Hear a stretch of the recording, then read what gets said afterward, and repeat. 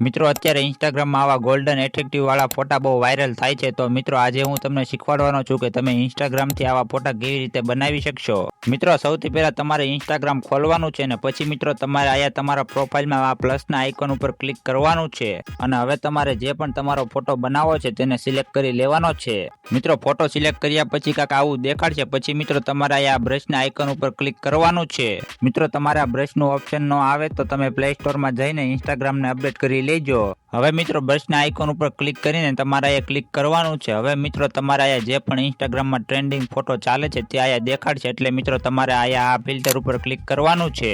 એટલે મિત્રો થોડીક વારમાં તમારો ફોટો બનીને આવી જશે. મિત્રો તમારો ફોટો બનીને આવી જાય એટલે મિત્રો તમારે અહીંયા ડનમાં ક્લિક કરવાનું છે.